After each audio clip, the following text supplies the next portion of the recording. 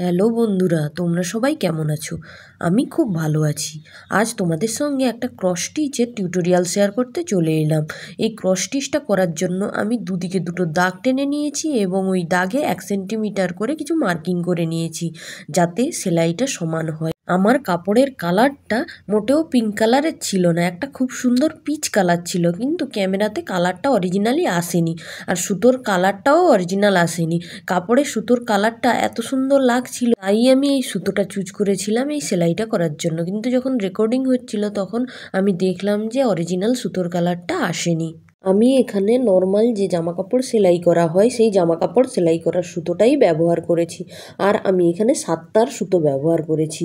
একটু মোটা করে সুতোটা না ব্যবহার করলে সেলাইটা সুন্দর দেখাবে না, তাই আমি একটু মোটা করে 7 তার সুতো নিয়ে সেলাইটা করলাম।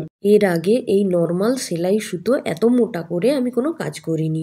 মোটা সুতোর কাজ করার প্রয়োজন হলে আমি অ্যাঙ্কার বা ডলি সুতো দিয়ে কাজ করেছি, কেননা অ্যাঙ্কার এবং ডলি সুতো 6 তার সুতো দিয়ে তৈরি হয়, তাই ওটা বেশ মোটা।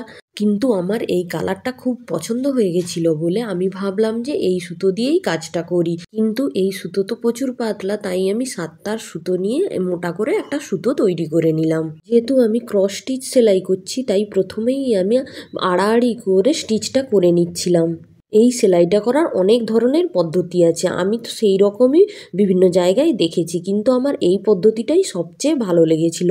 প্রথমে আড়াআড়ি করে একদিকের পুরো সেলাইটা করে নিয়ে তারপরে আবার অন্য সাইড দিয়ে আড়াআড়ি করে সেলাইটা করে নিলেই হয়ে যাবে ক্রস স্টিচ। কি বন্ধুরা, এই পদ্ধতিটা খুবই সহজ না? প্রথমে এক পাশটা সেলাই করে নিলাম, তারপরে আবার অপর পাশটা এক পাশ থেকে এক পাশে সেলাই করে নিলাম। আমার তো এই পদ্ধতিটাই সবচেয়ে সহজ মনে হয়েছে। আমার মনে হয়েছে তোমরা খুব সহজেই এই পদ্ধতিটা ফলো করলে সেলাইটা শিখে নিতে পারবে।